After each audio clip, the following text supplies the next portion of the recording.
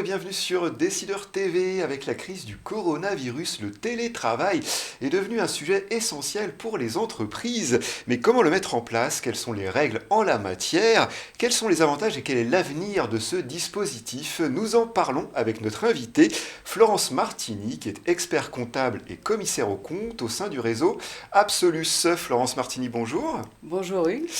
Alors, le télétravail a récemment fait l'objet d'un accord professionnel entre patronat et syndicats, sauf CGT. Quelles sont les grandes lignes de ce document? Oui, tout à fait. On a eu un accord récent signé par 4 syndicats sur 5.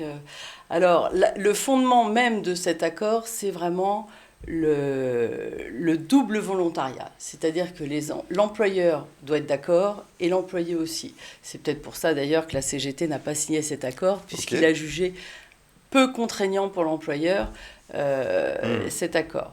C'est vrai qu'aujourd'hui, le télétravail, c'est vraiment généralisé par la pandémie que nous vivons actuellement. Il concerne des millions de personnes, des millions de travailleurs, et il était important qu'on arrive à trouver un cadre qui fixe en fait les règles du jeu, un peu le code de bonne conduite du télétravail. Oui, ça se développe, il fallait intervenir à ce sujet. Tout à fait. Alors les deux grandes lignes, je trouve, de cet accord qui ressortent, c'est le respect du télétravailleur au regard du salarié qu'on appelle présentiel, en présence au sein de l'entreprise, et puis aussi la préservation du collectif. Alors ça, c'est un fondement important en France, c'est vrai qu'on joue collectif, et c'est peut-être ce qui nous démarque un petit peu d'autres civilisations anglophones, par exemple, où on met une importance forte à travailler ensemble et au collectif. Voilà. Ok. Alors actuellement, Covid oblige, le télétravail est donc obligatoire lorsqu'il est possible. Mais d'une manière générale, qui peut télétravailler? Quelles sont les catégories de salariés qui sont concernés par ce dispositif? Alors, j'apporterai un petit bémol, c'est qu'aujourd'hui, il n'y a pas de texte législatif qui oblige à télétravailler. Donc c'est pas vraiment juridiquement obligatoire en fait. Voilà, en fait on est sur le protocole anti-Covid, mais qui n'a pas force de loi. Et effectivement, le Premier ministre l'a présenté comme tel, comme une obligation. Cela dit, ça n'engage que lui. C'est bien de le rappeler, effectivement. Voilà. Alors, qui peut télétravailler? Aujourd'hui, c'est un peu moins de la moitié des gens qui pourraient télétravailler, des travailleurs, puisqu'en fait, on considère que plus de la moitié des personnes actives dans le monde ne peuvent pas télétravailler. Donc, ça concerne évidemment tous les salariés qui utilisent des machines spécialisées. Donc, on pense à toute l'industrie, et la France est riche en industrie encore. Tous les agriculteurs, effectivement, on imagine mal de télétravailler pour un agriculteur.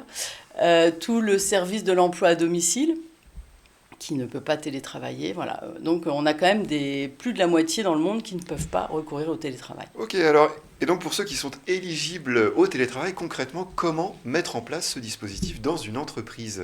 Alors, la mise en place du télétravail, c'est très simple, de façon ponctuelle, comme on l'a vu en mars. Un simple accord oral, même un mail ou un écrit, ça suffit. Permet de mettre en place le télétravail. Cela dit, si on le pérennise au sein de l'entreprise, il est de bon ton, alors, soit de formaliser cet accord de gré à gré par un accord écrit, s'il n'a été que oral, donc on rappelle un petit peu les conditions, de mise en place. Et puis, dans des sociétés où on a un CSE, on va faire une charte de télétravail, donc qui sera approuvée par le comité social économique. Et puis, on peut faire un accord collectif pour les sociétés qui disposent d'accords collectifs. Très bien. Alors, juridiquement, le chef d'entreprise a en principe certaines obligations à l'égard de ses employés qui sont en télétravail. Quelles sont-elles ? Alors, l'employeur a exactement les mêmes obligations envers les télétravailleurs qu'envers les salariés en présence. C'est des salariés comme les autres, a priori. Donc, en fait, ils ont... le salarié a l'obligation de sécurité envers ces salariés qui télétravaillent. D'ailleurs, ils peuvent être victimes d'un accident du travail chez eux. Il a l'obligation d'effectuer un entretien annuel. Et les salariés conservent leurs droits comme les salariés en présence, c'est-à-dire qu'ils ont le droit au ticket restaurant, ils ont le droit... Et alors, quelles sont les particularités ?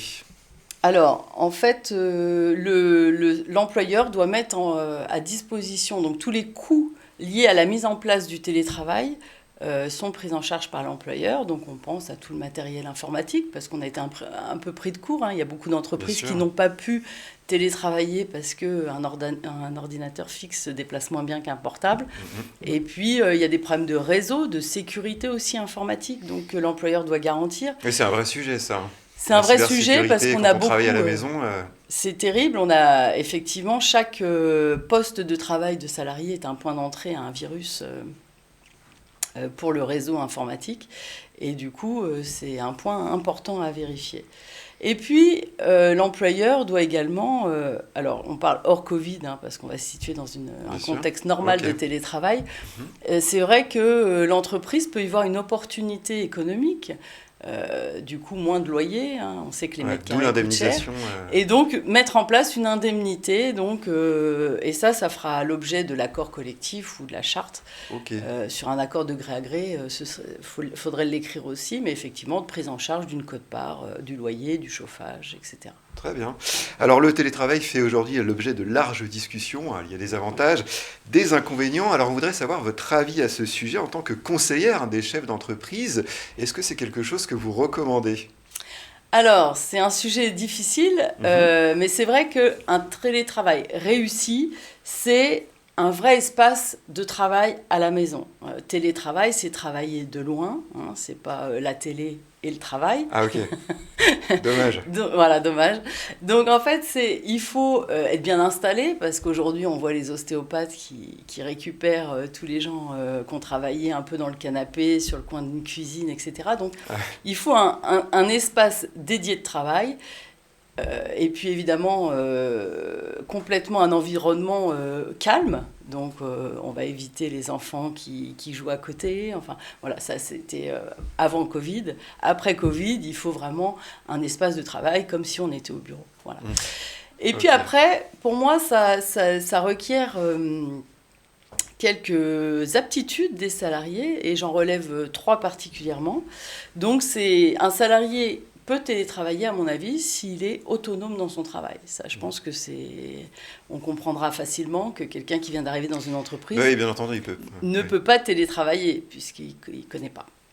Ensuite, pour les métiers qui ont besoin d'un relationnel client fort, ça mérite que le télétravailleur ait un bon relationnel. Parce que ce n'est pas facile de parler à son client au téléphone de chez soi, on n'est pas habitué. Et par contre, voilà, on n'est plus dans un contexte de travail, on n'a pas le collègue à côté qui peut aider si besoin. Et le troisième prérequis pour moi pour télétravailler, c'est d'avoir la capacité à retourner, à rendre compte à son manager des dossiers en cours, parce que sinon on perd le fil. Ouais, ça rebat un peu les cartes sur le sujet du management en fait. Exactement, c'est très différent pour un manager d'avoir des travailleurs en présentiel ou en télétravail, ça ne gère pas de la même façon. Et effectivement, il faut avoir le retour. Donc le télétravail, c'est plutôt quelque chose que vous recommandez à un chef d'entreprise, mais ça dépend quand même des salariés au final, quoi. Oui, en fait, j'aimerais que ce soit au cas par cas, sauf qu'on a du mal à le faire, puisqu'effectivement, quand on crée un accord, il est pour tout le monde. Mais je pense que c'est vraiment un cas par cas, et que de toute façon, les salariés qui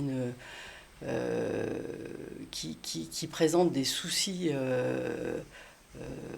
en télétravail s'en rendent compte assez vite, finalement. Ok. Alors pour finir, pensez-vous que le télétravail soit l'avenir du travail ? Alors pas du tout. Moi, je pense qu'on n'est pas du tout fait pour travailler loin. Voilà, on aime la convivialité, on n'aime pas être loin de ses collègues. Il faut garder des contacts. Complètement. Ça pourrait déshumaniser peut-être le lien dans l'entreprise. Ah oui, et puis d'ailleurs, une des raisons aujourd'hui de la baisse du moral des Français, c'est quand même lié aussi au télétravail. Aujourd'hui, on a le moral dans les chaussettes et c'est... C'est probable. Ah oui, certainement. Et alors, c'est vrai qu'on pressent aujourd'hui un système hybride, donc avec un peu de présentiel, un peu de travail à distance. Et alors, quel est votre avis à ce sujet ? Moi, je pense qu'on a besoin, comme je disais, du collectif. Le collectif, les managers ont besoin d'avoir leurs équipes près d'eux. Et inversement, les collaborateurs ont besoin d'avoir ce lien. Voilà, donc je pense que c'est aussi culturel. On n'a pas la même culture en Oui, c'est Angleterre. possible Je ça, pense que c'est effectivement. très différent. Les Oui, gens aux sont beaucoup plus, États-Unis. ou aux États-Unis, sont beaucoup plus habitués à être indépendants. Je pense pas qu'on ait cette culture. Nous, on a vraiment la culture du partage et du collectif. Ok. Donc je pense que si déjà on arrive à un jour par semaine, ce sera déjà beaucoup en télétravail. Très bien, eh bien merci pour toutes ces Voilà. analyses, Florence Martini. Merci à toutes et à tous de nous avoir suivis et à très bientôt sur Décideur TV.